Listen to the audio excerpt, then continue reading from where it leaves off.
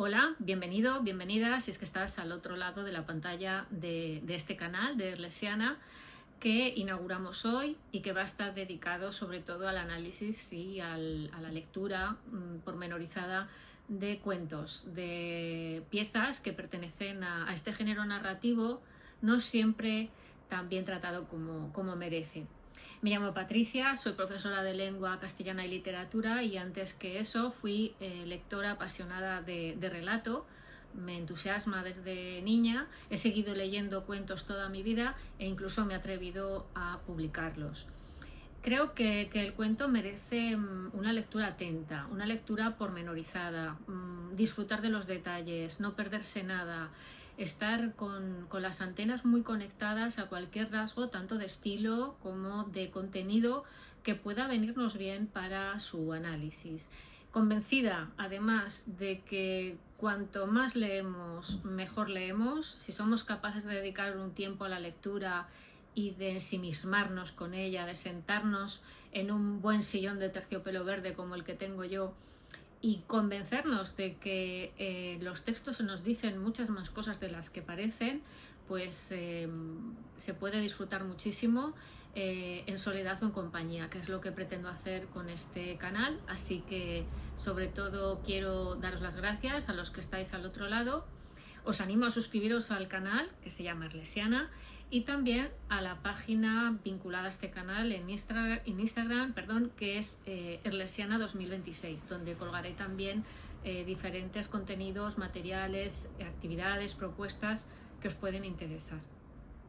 Vamos a empezar analizando en este club de lectura un relato que a mí me parece una obra maestra, a mí y a mucha gente, evidentemente. No descubro nada porque se trata del Nadador, un cuento del norteamericano John Cheever que fue publicado por primera vez en la revista The New Yorker en julio de 1964. Es muy curioso esto porque estas publicaciones que tenían mucho prestigio solían contar con autores y autoras que se dedicaban al género breve y les pedían que escribieran para ese formato, ¿no? Para un formato de publicación periódica, porque era muy atractivo para esa revista el que hubiera un texto que se pudiera leer, devorar en una sesión de lectura más breve que larga y que fuera una pieza completa, ¿no? Esto deriva ya de una práctica que se venía haciendo desde el siglo XIX. Es evidente que una novela no se podía publicar en un periódico y un cuento o una novela por entregas, es decir, un capítulo o un tramo que fuera lo suficientemente breve como para caber en el periódico o en la revista y no descompensarlo, pues sí podía estar, ¿no? Dicho esto, bueno, pues en revistas de este tipo publicaron cuentos Truman Capote, Shirley Jackson y muchísimos autores y autoras más. El caso del Nadador de John Cheever a mí me parece muy interesante porque en principio no iba ni a ser un cuento. John Cheever primero se lo planteó como una novela, iba a ser una novela y de hecho llevaba en torno a 150 páginas ya redactadas, compuestas de esta novela, cuando se dio cuenta de que algo no funcionaba. Esto puede pasar cuando uno se sienta a escribir, y en eso sí que también puedo hablar por experiencia, tiene la sensación de que está caminando a tientas, de que a veces tienes una idea, tienes un fogonazo que te va guiando, pero sí que es verdad que en determinados momentos puede que te sientas muy perdido o que no estés yendo por donde deberías, ¿no? que estás perdiendo un poco el hilo, el origen que te ha llevado a escribir. Esto es lo que le sucedió a John Cheever y yo creo que se puede entender, porque la historia que se plantea, ya lo veremos cuando la analicemos, está muy bien en el tramo que él se lo planteó, en el tramo temporal que se plantea y con la concisión, la precisión también con la cual va abarcando cada parte del relato, va enfocando cada núcleo narrativo que compone ese relato. No adelanto nada porque me interesa que lo veamos con calma, pero sí que es verdad que una novela hubiera podido resultar un texto demasiado largo y con material que sobrara, siendo Cheever tan buen escritor como también era. Prefirió, como os digo, dar media vuelta y plantearse que quizás ese texto, esa idea, que ahora hablaremos también de la idea, podía plasmarse perfectamente en un tramo muy breve. En realidad el texto que tengo delante tiene 15 carillas, es decir, en torno a unas 8 páginas, ¿no? Y en 8 páginas se cuenta una historia absolutamente devastadora, desesperanzada, trágica, acerca del hombre contemporáneo, del ser humano del siglo XX, porque el texto ya os he dicho que es de 1964, pero incluso podríamos hacer la traslación al momento actual. Bueno, ¿cómo surge la idea del nadador? La idea del nadador surge de una manera muy curiosa. Parece ser que Cheever acababa de disfrutar de una buena tarde de natación y decidió premiarse con un whisky con hielo. Cheever bebía bastante, Cheever bebía demasiado.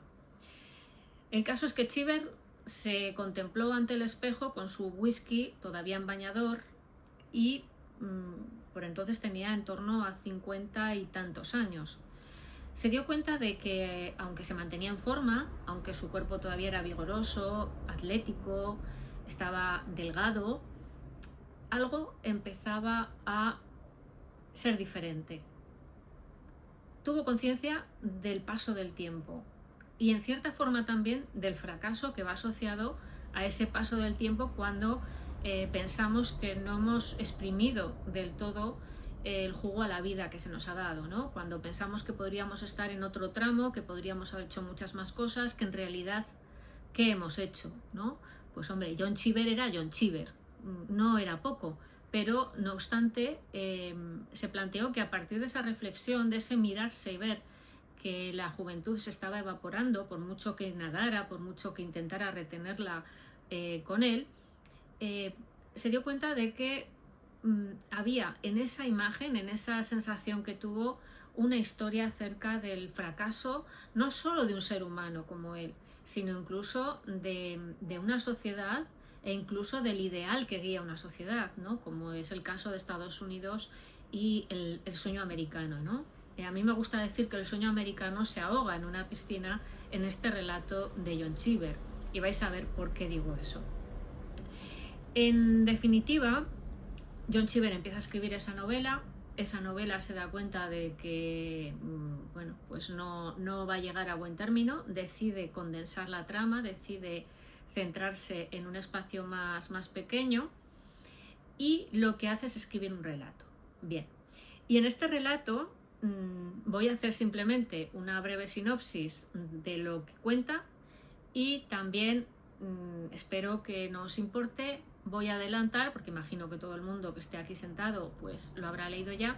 Voy a resumir el total del cuento y para eso me voy a ir al final, que es donde se desvela un poco toda esta historia, ¿no? El germen de la historia nos lleva por un lado, pero cuando llegamos al final entendemos perfectamente cómo se ha llegado ahí y se nos queda al mismo tiempo un pozo muy amargo, una sensación de haber asistido a la degradación no de una tarde de verano, como parece que sucede, ¿no? No a una tarde que empieza soleada y maravillosa con unas cuantas nubes, pero que luego va a acabar con una tormentaza de estas tremendas, sino al fracaso total de un ser humano que lo tuvo todo, al despertar de un triunfador el día en que se ha convertido en un perdedor, ¿no?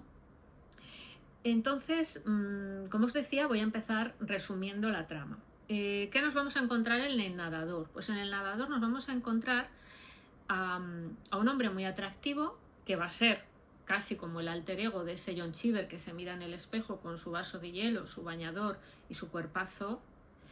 Y este hombre se llama Ned Merrill. Ned Merrill está en casa de unos amigos, los Westerheisy, donde está pasando, no sabemos muy bien por qué, el domingo. Parece que se ha quedado a dormir allí, parece que ha hecho noche en esa casa, porque de hecho baja por las escaleras, se nos cuenta cómo hace una pequeña un pequeño recordatorio de esa mañana, que ha bajado por las escaleras, que olía a café. Entonces, este señor se ha quedado a dormir en casa de estos amigos, y el motivo por el que parece que se ha quedado a dormir ahí es porque todo el mundo ha bebido demasiado. De hecho, el alcohol es un personaje absolutamente presente en el relato todo el tiempo. Y aquí hago un inciso, a mí me ha recordado muchas veces esta omnipresencia y omnipotencia del alcohol en la vida de este tipo de personas, hombres y mujeres de cualquier clase social y con cualquier profesión, porque vamos a ver también eso. Me ha recordado mucho a una serie, a Mad Men, ¿no? Que si no la habéis visto os la recomiendo, porque en ella también está muy presente el espíritu etílico, ¿no? El afán de estar bebiendo todo el rato, por un poco por postureo, por lo bien que te queda una copa, un poco porque también bebes valor, bebes una especie de analgésico de la vida que llevas, un narcótico que te aleja de aquellas cosas que no te gustan de tu propia existencia.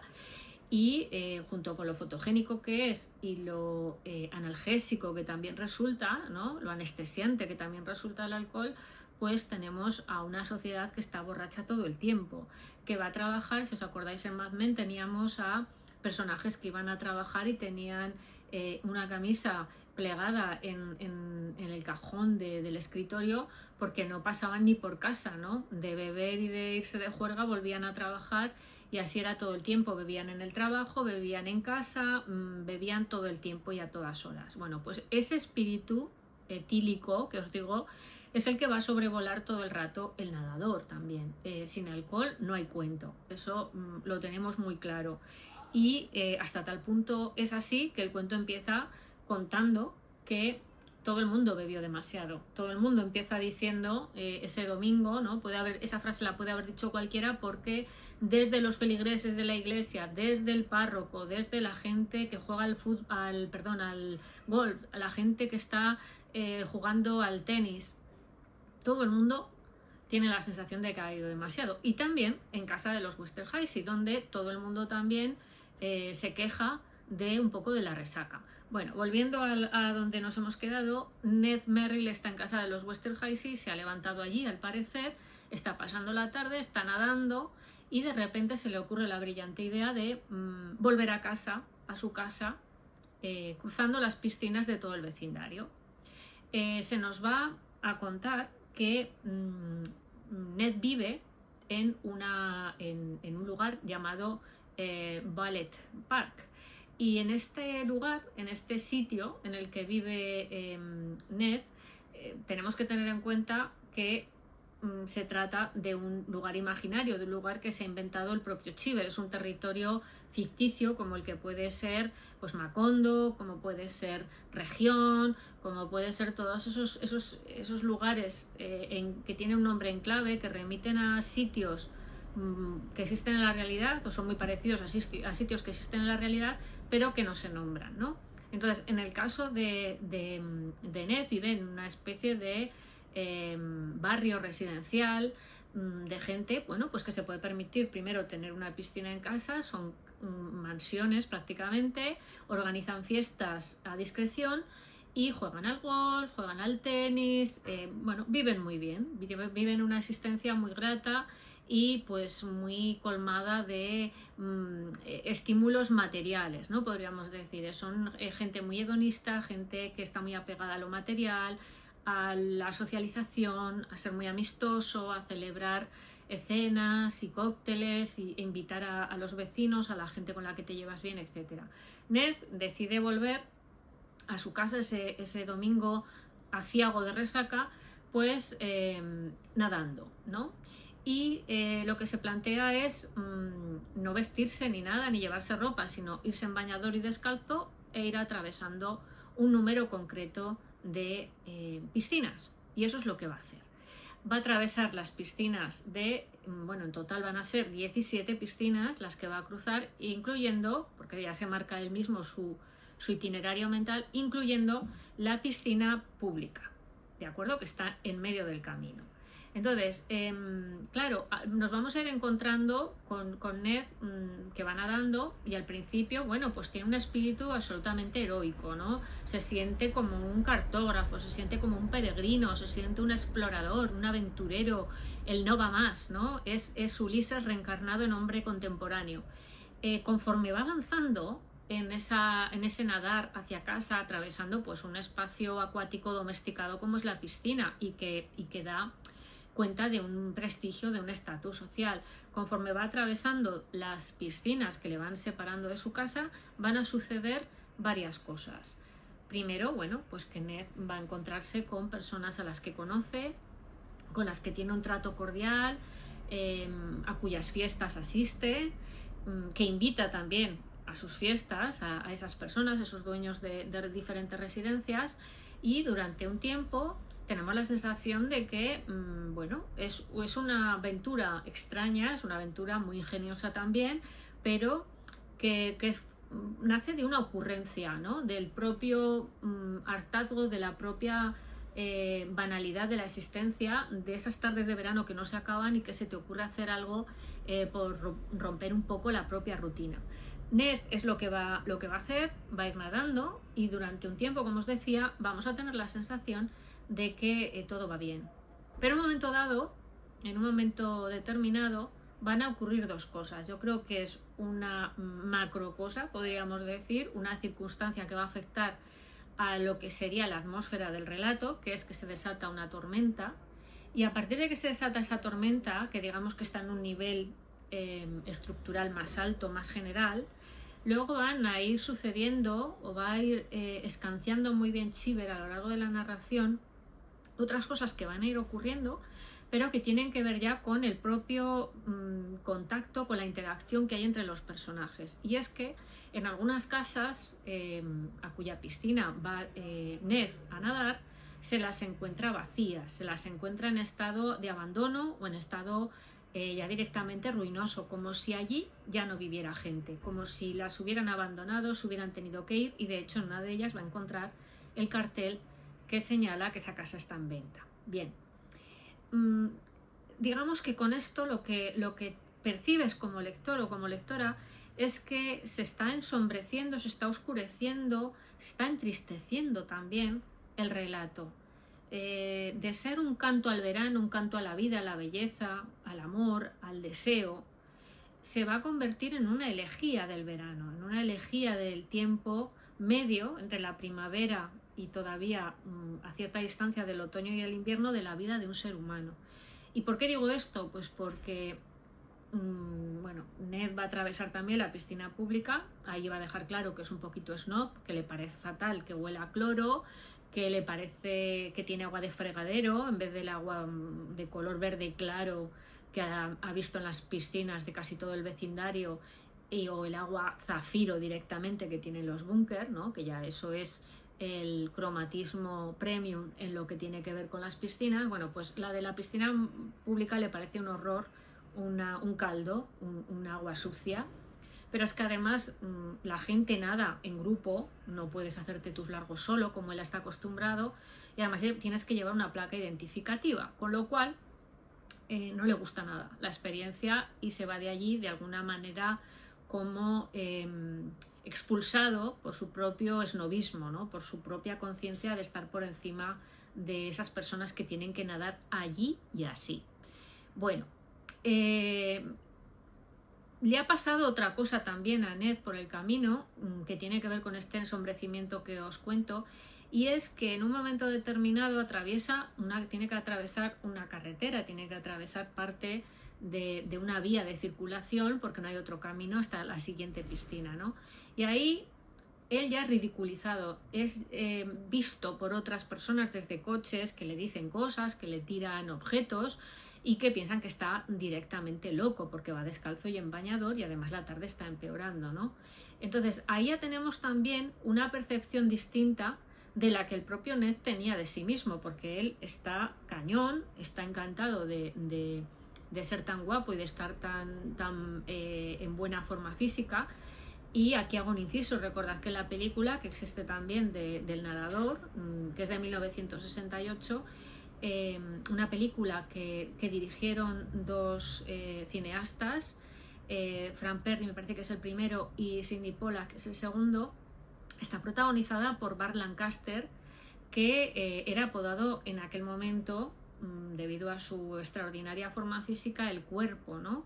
Y además tenía justo la edad del personaje ideado por Cheever, ¿no? Esos 53-54 años de Ned Merrill, pero en versión carne y hueso, que era la de Burt Lancaster, que está evidentemente estupendo, todo músculo, todo fibra, pero ya es un hombre maduro, ya se ve que no es un jovenzano, ¿no? Que no es un muchacho, un universitario, ni alguien que se pueda permitir vivir siempre como en un sueño primaveral, ¿no? En un sueño de que el tiempo no pasa y de que tienes todo el tiempo por delante, tienes toda la vida por delante todavía. Bueno, el caso es que Ned sigue nadando, llega a una casa que yo creo que es crucial, que es la casa de una pareja que hace nudismo, que está en pelota picada en su casa y que además no ponen filtros en la piscina, pasan de que el agua sea de un color bonito.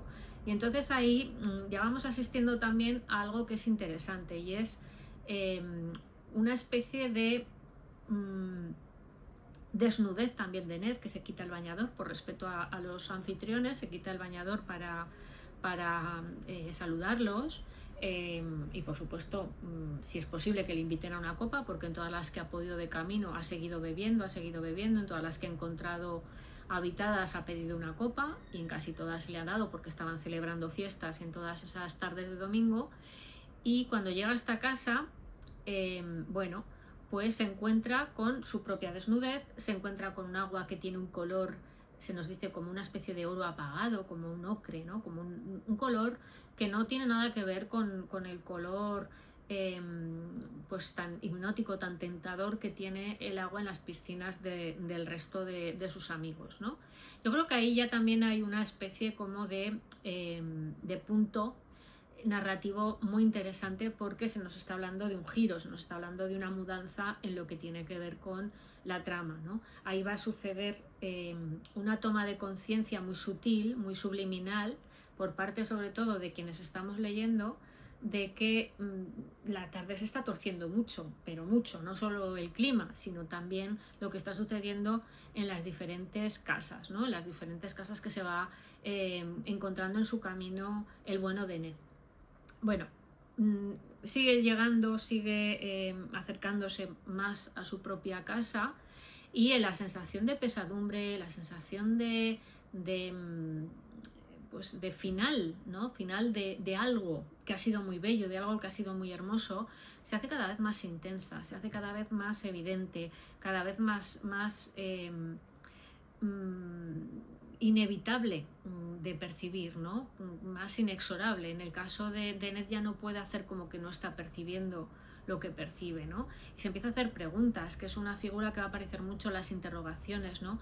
Y hay algunas preguntas que son casi como de Ubisunt, ¿no? ¿Qué ha sido de esto? El Ubisunt, sabéis que es el tópico literario que se pregunta por cosas que ya no están en el presente que vivimos y que han pertenecido a un pasado que siempre se idealiza y siempre se glorifica, ¿no?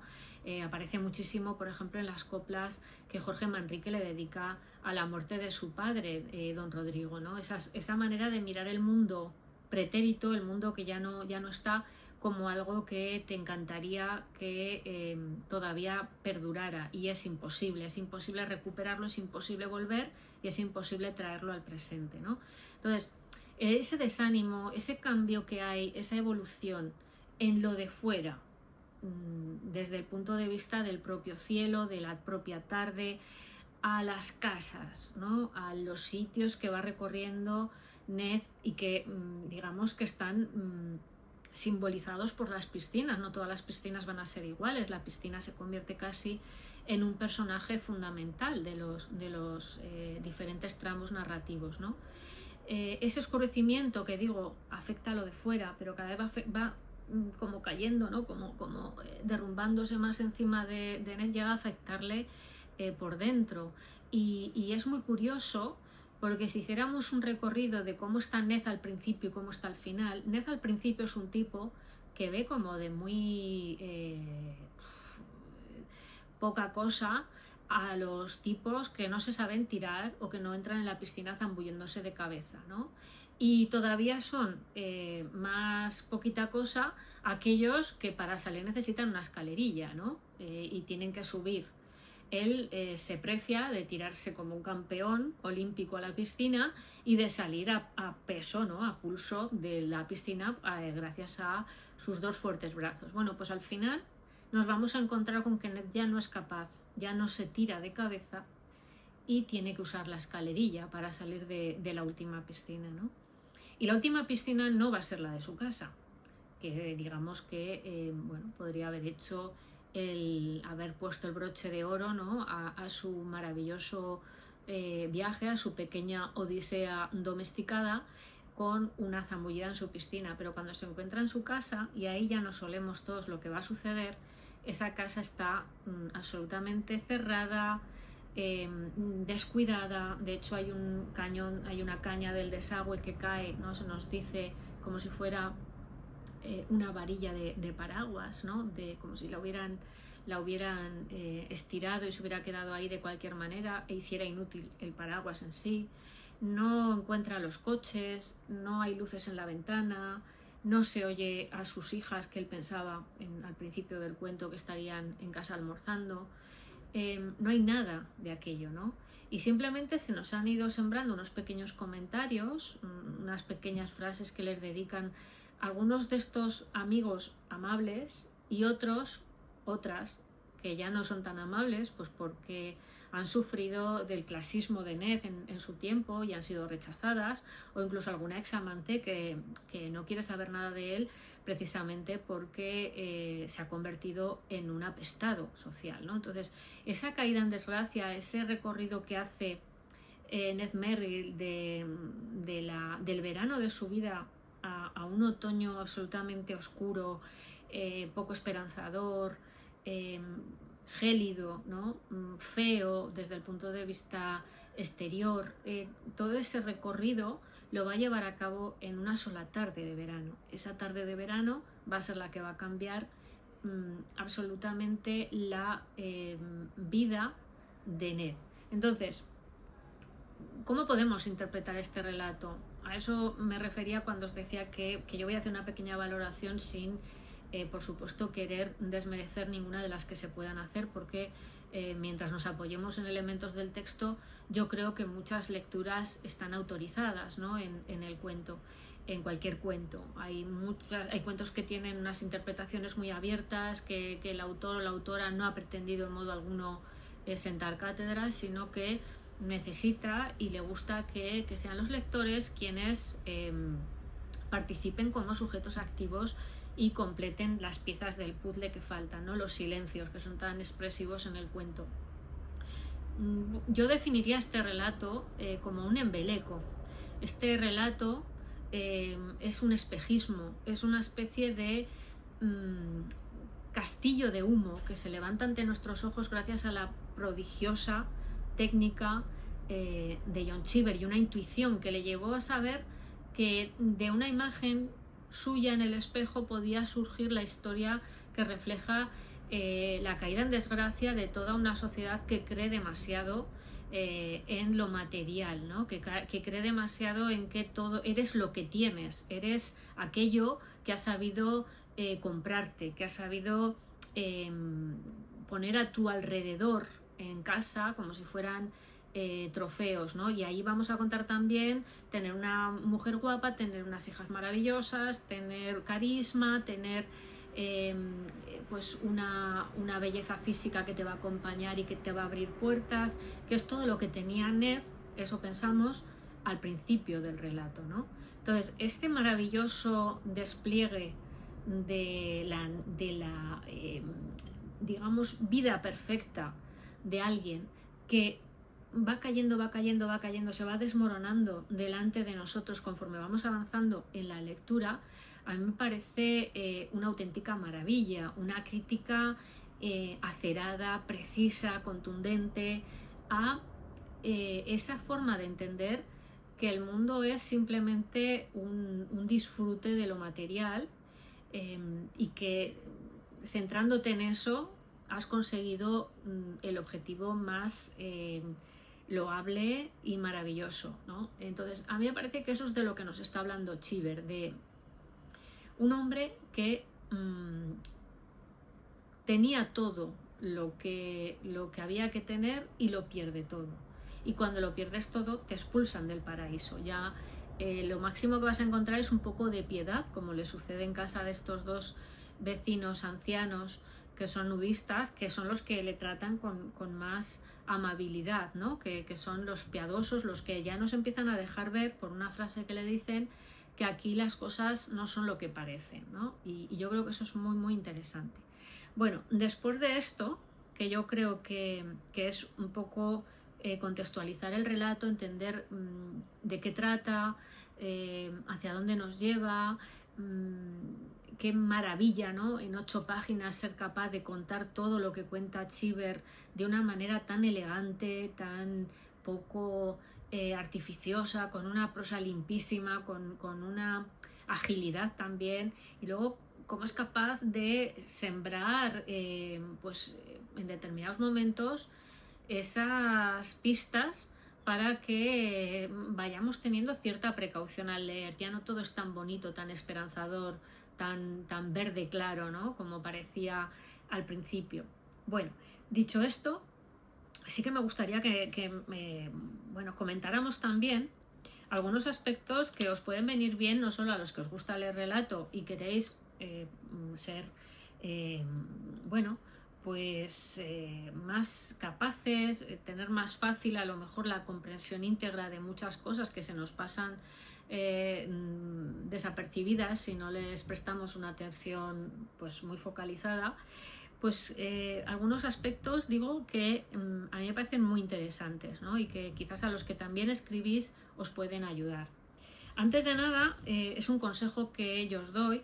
En las sucesivas emisiones de este canal volveremos a tener este tipo de análisis, pero también me gustaría que participarais en directos, ¿no? Que es otra de las ideas que están en marcha, y de hecho hoy tendría que haberse llevado a cabo uno de esos directos, pero por unas desdichadas obras cerca de casa que estaban haciendo irrespirable el día, pues no ha podido ser, porque se escuchaba muy de cerca y tenía yo la sensación de que el directo iba a ahogarse en una piscina una calurosa tarde de julio, ¿no?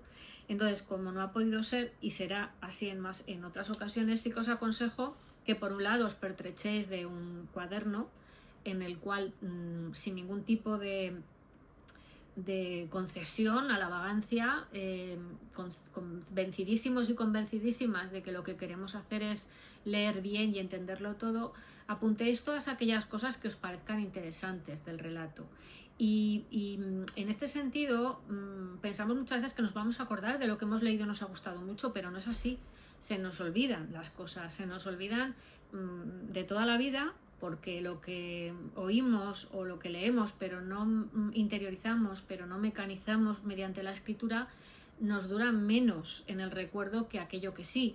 Y además vivimos en un mundo donde los estímulos momentáneos no paran de sucederse sin parar, y no sabemos ya prácticamente dónde atender, ¿no? Entonces mi consejo es que os pertrechéis de un cuaderno, que destinéis un cuaderno, y además es un espacio, un territorio que será el que vais a emplear para esta actividad, y que apuntéis, que tengáis un espacio, por ejemplo, que es muy interesante para vocabulario, porque yo os digo que en la primera carilla del cuento ya me he apuntado 5 palabras que me he preguntado a mí misma si sabía con exactitud lo que eran, ¿no? Y no lo sabía con exactitud. Entonces funcionamos un poco por contextos. Es verdad que muchas veces tenemos una noción aproximada, pero creo que si de cada cuento aprendiéramos 5 palabras, el tema de la pobreza lingüística que vemos a diario en la prensa, que vemos en los políticos, que vemos en la gente con la que tratamos, ese no poseer estructuras, no disponer de vocabulario preciso, se terminaría. porque cuanto más vocabulario aprendemos, cuantas más armas, cuantos más recursos pues somos capaces de atrapar, de apresar, mejor ordenamos nuestro pensamiento y mejor nos expresamos, ¿no? Ese es un convencimiento que como profesora de lengua que soy no hago más que intentar inculcar al alumnado y bueno, en cierta manera también querría que las personas que me escucháis disfrutéis del goce de aprender palabras nuevas, ¿no? de captar matices que en una aproximación así a bulto por el contexto pues no vamos a tener del mismo modo que buscándolas en un diccionario, ¿no? Entonces mi consejo es que apuntéis 5 palabras de cada cuento, 5 palabras que os quedéis pensando, esta me la sé, esta sé lo que quiere decir, voy a buscarla. La buscáis y la apuntáis, ¿no? Si no se ciñe del todo a lo que pensabais. También es muy importante que apuntéis frases que os gusten, frases que se os queden ahí danzando en la memoria como si fueran algo importante, aunque no sepáis del todo por qué. Hay frases que son amores a primera vista, que desde el momento en que las tenemos delante nos llegan muy dentro, porque conectan con un recuerdo, porque conectan con una sensación, porque en un momento determinado de nuestras vidas nos hubiera gustado tener esa frase para poder decirla, por lo que sea. Pero es verdad que hay frases que viene muy bien quedárselas en el disco duro y darles vueltas porque se les puede sacar mucha miga. Y en el texto yo creo que hay varias que son muy muy interesantes, ¿no? Y por otro lado estaría muy bien que hicierais el análisis de los principales elementos que va a tener cualquier narración. Ya sabemos que yo no me voy a meter en poesía porque siempre digo que soy muy mala lectora de poesía, me gusta leerla, me gusta disfrutarla, pero no, considero que no tengo la sensibilidad que requiere ese género, muy a mi pesar lo digo. Yo me voy a centrar en el relato y en algún caso pues quizás recomiende alguna novela, ¿no? Pero el análisis va a ser siempre de relatos y de microrelatos, que también me gustan mucho. Entonces sí que me parece importante que sepamos que tanto la narrativa más extensa como la narrativa breve o la hiperbreve, que serían los microcuentos, constan o tienen siempre unos elementos que debemos ser capaces de identificar. En primer lugar vamos a tener unos personajes, ¿vale? Va a haber un ser, un héroe en el sentido de protagonista, no de que siempre sea heroico su comportamiento, ¿de acuerdo? Un héroe va a haber quizás rodeado de secundarios, aquí desde luego los hay, quizás aparezca un antagonista o quizás no, aquí yo creo que antagonistas no hay, por ejemplo, ¿no? un adversario, un enemigo, un némesis, digamos, del protagonista principal. Los sin personajes es muy complicado que pueda ocurrir una historia, que pueda darse una narración. Va a haber también un espacio y un tiempo, que es importante que sepamos dar detalles, ¿no? de todo ello, no solo del personaje, de su carácter, de su físico, de su psicología, de su manera de expresarse, no solo del personaje, sino que también seamos capaces de analizar con ambición, digamos, el espacio y el tiempo. El espacio de los relatos en ocasiones se puede comportar de una manera muy interesante y muy inteligente, como creo que sucede aquí con las piscinas, ¿no? Yo creo que las piscinas aquí, más que un espacio, son casi otros personajes y es una especie de sinfonía de piscinas la que nos vamos a encontrar aquí y van a ir cambiando los movimientos, ¿no? Los movimientos musicales, el tono va a ir cambiando conforme el pobre Ned va avanzando en su peripecia odiseica, ¿no? Entonces las piscinas aquí son muy importantes y yo creo que tendremos que saber analizar qué papel desempeñan. El tiempo que transcurre, en realidad fijaos que es una tarde, ¿no? Supuestamente, pero es una tarde que parece un periodo mucho más largo, parece una odisea, ¿no? Por todo lo que se nos va contando, toda la gente con la que se encuentra, las interacciones que tiene, las sensaciones que va a experimentar, las percepciones que van a tener otros de él. esa maldita sensación, intuición que vamos teniendo de que esto no es lo que pensábamos que iba a ser, ¿no? Que no va a ser una humorada de verano, sino que hay algo mucho más trágico detrás. Bueno, pues todo eso va a suceder en esa tarde, pero esa tarde evidentemente Chiver juega muy bien con lo que quiere que sea breve y episódico y aquello a lo que le quiere dar cierta amorosidad, un ritmo más pausado. Entonces el tiempo externo será el tiempo ese de una tarde que va a pasar desde la piscina de los Westerheisi hasta la llegada a su casa, y luego vamos a tener un tiempo interno que va a ser más rápido o más lento en función de lo que necesita, lo que quiere contar Chiver, ¿no?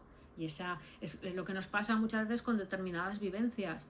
Hay tardes que se nos han hecho eternas y hay tardes que se nos han pasado en un suspiro dependiendo de lo a gusto que estábamos, de lo disfrutonas que han sido, etcétera, ¿no? Entonces el tiempo también es una especie de chicle de cuerda que se tensa y se destensa en función de lo que necesitamos. Junto con esos tres elementos que son fundamentales, nos vamos a encontrar también las acciones, la peripecia, lo que pasa en el relato, ¿no? Todo aquello que va sucediendo, y que aquí podría resumirse como la vuelta a casa, no de Ulises a Ítaca, con una Penélope que está esperando, sino de un señor de mediana edad que decide entretenerse cruzando piscinas y va a llegar a una casa en ruinas y vacía, ¿vale? Entonces las diferencias, la función de contrafacto que va a tener casi el nadador con respecto a la Odisea, ¿no?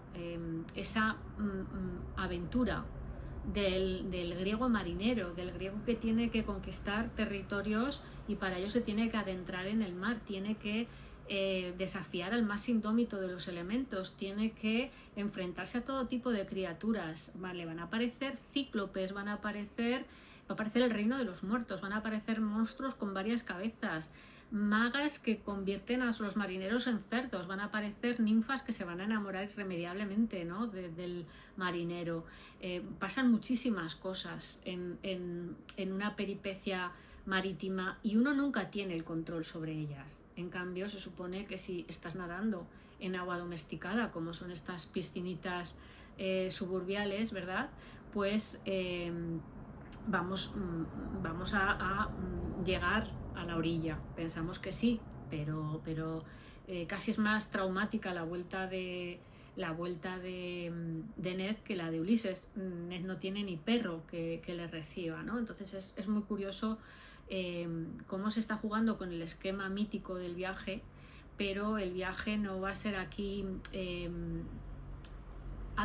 una peripecia que enaltezca al héroe, al protagonista, ¿no? Sino que aquí lo degrada, ¿no? Vamos a tener que, en lugar de ser un crescendo, aquí vamos a tener un descrescendo importante de lo que va a suceder. Bueno, junto con esas acciones, por último nos quedaría revisar el narrador. El narrador aquí, Chiver elige, yo creo que muy bien, una tercera persona. Elige una tercera persona que lo sabe todo. Y es una tercera persona que nos permite asistir casi un poco sádicamente a la caída, al declive de Ned, ¿no? Si hubiera sido una primera persona, este cuento hubiera sido muy difícil de contar. Lo que consigue con la tercera es, primero, que puede mover la cámara, ¿no? La cámara que está hecha con palabritas. Entonces lo que consigue Chiver es, primero, enfocar a esa sociedad que bebe demasiado, contándonos, ¿no? Directamente, era uno de esos domingos de mediados del verano cuando todos se sientan y comentan: anoche bebí demasiado.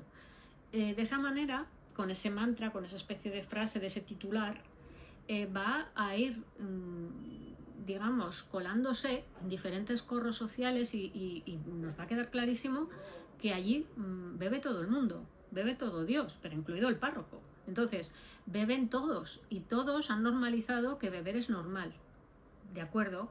Y Ned no echa un trago de agua cuando sale de la piscina y quiere reponer un poco su cansancio, ¿no? Quiere un poco refrescarse. Lo que hace es pedir un whisky o pedir una ginebra, ¿no? Y bebe mucho durante el resto de la tarde, no solo lo que ha bebido antes, sino que el resto de la tarde, mientras llega y no llega a su casa, Ned no para de beber, ¿de acuerdo? Entonces ese narrador en tercera persona luego se va a centrar en la descripción de la situación en la casa de los Westerheisi y ahí pues vamos a ver que es una casa donde están muy a gusto, son muy amigos y demás, y esa casa y esa sensación térmica del sol que calienta, de las nubes que forman como una especie, los cúmulos, que es una de las palabras que yo busqué para ver si sabía especialmente lo que significaba, y no puede ser más bonito lo que significa nube de aspecto montañoso,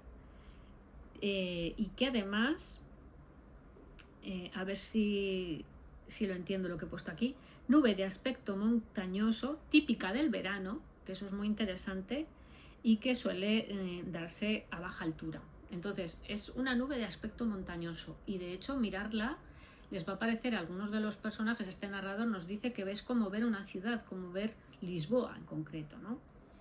El narrador se va a permitir poquitas figuras literarias, pero muy precisas. Por ejemplo, esta comparación de las nubes con una ciudad. Y luego hay una maravillosa, un poquito más adelante, que sirve para presentar de forma absolutamente brillante a Ned. Y es cuando nos dice que a Ned lo podíamos haber comparado con un día estival. Podía habérsele comparado con un día estival. Y si bien no tenía raqueta de tenis ni bolso de marinero, suscitaba una definida impresión de juventud, deporte y buen tiempo. Esto es muy interesante porque de esta manera ya vemos que Ned es la personificación, simboliza al verano. Y en este párrafo estupendo y maravilloso, donde se concreta dónde están los personajes, que es los alrededores de la piscina de los Westerheisi, con esas nubes, ese sol que calienta, se nos va a contar cómo aparece Ned en escena, y Ned ha bajado las escaleras, por eso digo que supuestamente se ha quedado a dormir, ha bajado las escaleras de casa de sus amigos y le ha dado una palmada en el trasero de bronce a una estatua de Afrodita. Que está ahí, ¿no? Que tienen de adorno. Es decir, es un mujeriego hasta con una estatua de bronce. Tiene que hacer la gracia de tocarle el culo a la estatua, ¿no? Y Afrodita es otra de las palabras que he buscado porque tenía la sensación de que era la noción, ¿no? De que evidentemente era una diosa del amor, pero quería saber un poco más de la historia de Afrodita, y es curioso porque Afrodita viene de la espuma, nace de la espuma que dejan los testículos de su padre Urano al caer en el agua, testículos que han sido cortados previamente por Cronos. Entonces, esto me ha parecido muy divertido, y el nombre de Afrodita se relaciona con espuma, tiene que ver con espuma, con lo cual es un dato que también le da vidilla, le da riqueza al cuento, ¿no? Pensar que tiene una estatua que está relacionada con el agua, con la espuma del agua, ¿no? Y que viene, que tiene un origen tan curioso, ¿no? Tan anatómicamente curioso. Bueno, con esto lo que consigue el narrador es que nos situemos en una tarde deliciosa, un carpe diem absoluto, un carpe diem que, como digo, luego se convierte en un ubisunt, pero además de una forma trágica, ¿no? Y hay algunos aspectos, creo que se me ha olvidado decirlo, pero lo digo ahora. Yo tengo aquí el cuento junto con el cuaderno que os he dicho que era muy importante. Otra cosa que os aconsejo es que no utilicéis los libros para leer los cuentos de cara a los análisis que vamos a hacer. Mi consejo es que os escaneéis y os imprimáis las páginas, porque somos tan amantes de los libros, nos da tanta pena tratarlos mal, que muchas veces no somos capaces ni de marcarlos, ni de señalar una palabra, ni de anotar, ¿no? A mí me parece que ese peso se descarga si nos imprimimos las páginas, las tenemos todas llenas de rayujos, notas que luego no entendemos, como me ha pasado a mí, etcétera, las tenemos delante, porque nos puede ayudar muchísimo a entender el relato casi como una tarea en la que hemos participado activamente con nuestro bolígrafo, con nuestras notas, con nuestra sagacidad, nuestra capacidad de averiguarlo todo, etcétera, ¿no? Entonces yo os aconsejo que lo hagáis. Yo siempre me los imprimo, no soy especialmente cuidadosa con los libros, pero además me parece que tener las notas, ir guardando, encuadernando incluso los textos que vayáis marcando, de 10 en 10 por ejemplo, os puede ayudar a tener ahí un archivo, unos apuntes del cuento importantes y llenos de información útil, ¿no? Bueno, pues yo os decía que había buscado 5 palabras ya en la primera carilla. Una fue cúmulo, que la busqué. Otra fue artesiano, cuando se refiere al pozo de la piscina, y siempre tenemos como una noción de lo que es artesiano. Lo hemos oído, conocemos a gente que nos ha hablado del pozo artesiano y tal, pero a mí me ha gustado encontrar que es el que conecta, digamos que el pozo artesiano es el que se conecta o el que está vinculado a un acuífero cautivo subterráneo, es decir, es el que se aprovecha de un agua que fluye de manera natural por debajo, ¿no? Y eso es lo que es una piscina en muchos casos. Una piscina aprovecha muchas veces, en este cuento, aprovecha muchas veces el agua natural para algo artificial, del mismo modo que ocurre con el bosque y el jardín, ¿no? El bosque es la versión salvaje del jardín. La piscina también es la versión domesticada, digamos, del agua libre, del agua que crece, o sea, que corre sin necesidad de que el hombre intervenga en ella, ¿no? Y eso me parece muy interesante. ¿Por qué es interesante la palabra artesiano? Pues porque resulta que el agua va a salir, al tener esa procedencia, el agua va a salir con un color muy determinado debido al contenido de hierro, y es que va a ser verde clara, ¿no? Es un agua que nos va a deslumbrar durante buena parte del relato porque no va a dejar de aparecer el verde. Yo he contado 4 veces verde, bueno, 3 verde claro y una vez verdosa, igual se me ha pasado alguna, pero ya son muchas veces para que aparezca en un relato que Cheever tenía mucho vocabulario. Esto quiere decir que quería emplear justo las palabras que empleó y en los matices que empleó. Lo sensorial es muy importante en el relato. Si no nos movemos en un mundo lleno de cosas, lleno de sensaciones que van a estar reflejadas pues a partir de estímulos que tengan que ver con los sentidos, la vista, el olfato, el tacto, ¿no? Entonces, todo eso es muy importante que aparezca en el cuento y nos sumerge en un cromatismo determinado que va a variar. No va a ser lo mismo los colores que nos encontramos al principio, ese verano que refulge, ese verano que es todo un azul. Hay un momento en que se nos habla de un azul cerúleo, ¿no? El cerúleo viene de cielo. Hay otra piscina que es de color zafiro, el agua de los búnkeres es de color zafiro, piedra preciosa por excelencia. Entonces hay un colorido, hay una alegría, hay una sensación de que las bebidas en este cuento están siempre frías, de que las mujeres huelen bien, de que el verano va a ser eterno, ¿no? El verano va a ser la estación eterna de la vida de estos personajes que nos va envolviendo hasta que llega la tormenta, llega el agua así de esos personajes que os digo que son nudistas, ¿no? Y que tienen una piscina sin filtros porque son personas reformadoras y que viven un poco al margen de la sociedad. Son como un Adán y Eva, digamos, talluditos, ¿no? Un par de buenos salvajes que viven en medio de la civilización pero con sus propias normas y que se mantienen un tanto al margen de las cosas que a los demás les importan tanto. Entonces el agua, y no digamos en la piscina pública el agua estaba todavía más sucia. Entonces yo creo que todo esto nos puede dar una idea de ese cambio, esa mudanza de la que os hablaba que se produce en el cuento, ¿no? Ese, digamos, ir cayendo en la cuenta, antes nosotros, diría yo, que el propio Ned, de que algo raro está pasando, ¿no? Y eso sucede gracias a un narrador muy bien elegido, porque es capaz de escamotear la información al personaje y nos la va dando a los lectores de una manera, pues nosotros estamos sobrios, casi todos, no hemos bebido como Ned, y somos más capaces de hacernos una composición del lugar de lo que está sucediendo en realidad, ¿no? Y que no es lo que Ned está percibiendo durante buena parte del relato. A mí me parece que esto es básicamente lo que podríamos comentar, junto pues con evidentemente yo creo que también es muy interesante que lo veamos, lo variopintos que son los personajes y cómo se representa eso a partir de sus piscinas, ¿no? Estos últimos personajes, los Halloran, que son los que tienen la piscina sin filtros y van como Dios los trajo al mundo, ¿no? Se comportan dentro de su jardín de una manera muy libre, muy modesta, pero plena, diría yo.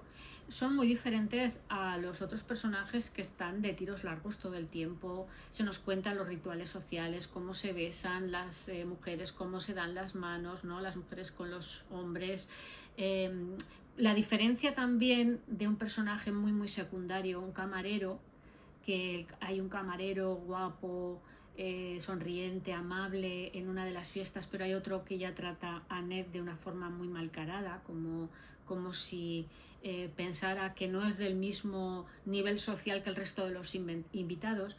Yo creo que en pequeñas pistas de ese calibre es donde se consigue la maestría, ¿no? En sembrar esas dudas en el lector mediante algo tan sencillo como poner dos camareros, ¿no? El camarero A y el camarero B no son el mismo camarero. Y me parece también que es muy, muy maestro, en este caso Cheever, en mostrar a través de un viaje que dura una tarde algo que ha sido un proceso que ha tenido que durar mucho más tiempo. La degradación de Ned no se ha producido en una tarde, es un viaje simbólico, pero es capaz de analizar diferentes segmentos de la sociedad a los que ha pertenecido y también nos va alertando sobre aquellos a los que ya pertenece sin saberlo cuando recorre esas dos casas vacías, esas dos casas que ya no tienen caballos, la piscina está vacía, hay un cartel de se vende en una de ellas. Entonces se nos va contando todo con tal sutileza, con tal precisión como subliminal, que yo cada vez que leo este cuento encuentro algo diferente. Mañana lo volvería a leer y seguramente diría más cosas y diría otras diferentes, ¿no? Es un cuento maravilloso, es un cuento que ensombrece nuestro ánimo. Digamos que deja de ser un poco verano cuando lo leemos, porque realmente nos ha caído bien Ned. Ned era un tío simpático, era un tío guapo, era un tío que tenía madera de triunfador, ¿no? Y al final tiene que salir de la piscina, de la última piscina, por la escalerilla. Bueno, ha sido un placer compartir estas impresiones de lectura con todos vosotros y vosotras. Ojalá os apetezca suscribiros a este canal, ojalá recomendéis a otras personas con los mismos intereses la página, y me gustaría que me dejarais un comentario con algún cuento que os gustaría que comentáramos en este programa, en esta sección, para tenerlos en cuenta y asumir el reto de comentar relatos que aparezcan en muchos de los comentarios, ¿no? Aquellos que aparezcan más, pues me comprometo a tenerlos muy en cuenta para comentarlos en lo sucesivo. Ha sido un auténtico placer. Muchísimas gracias por vuestra atención. Espero que os animéis a leer, a recopilar 5 palabras de cada texto, a apuntarlas, apuntar el significado, apuntar citas que os hayan gustado. Yo, por ejemplo, me quedaría de este texto lo de que a Ned la cita dice, podía habérsele comparado con un día estival, porque entiendo perfectamente de qué tipo de persona me está hablando. Estoy viendo a ese hombre que es el verano, que personifica el verano, y eso me puede servir a mí para inventarme el día de mañana que alguien puede aparecer una estación del año, o que puede ser un momento concreto del día, y eso, funcionar por asociación y ser capaz de buscar este tipo de redes entre lo que leemos y lo que un día contaremos, es muy interesante. Bueno, os mando un cariñoso saludo, un abrazo también, ¿por qué no? Ya que acabamos de empezar algo tan bonito como es compartir lecturas, y os espero. No sin antes, que me iba sin hacerlo, comentaros que voy a leer esta joya, que es Violet de Virginia Woolf. Es un una maravilla de edición que acaba de sacar hace unos meses, Páginas de espuma, y que contiene unos cuentos de la gran Virginia dedicados a una amiga muy querida con la que perdió el contacto y que por lo que he podido empezar a leer, yo creo que lo desarrollaré en una recomendación más larga, pero por lo que he podido empezar a leer, si os gustó Orlando, creo que este libro os puede gustar, porque creo que funciona con el mismo sentido del humor y la misma gracia que tenía Orlando. Bueno, aquí dejo el suspense narrativo, ojalá que os apetezca leerlo. Tiene unas ilustraciones maravillosas de verdad, de Andrea Reyes, que también merecen mucho la pena. Cuando un libro es bello por fuera y lo es por dentro, también doblemente bello. Así que bueno, que no quería dejar pasar la ocasión de recomendaros una edificante lectura que desarrollaré y que analizaré en próximos espacios de este canal. Muchísimas gracias y nos vemos pronto.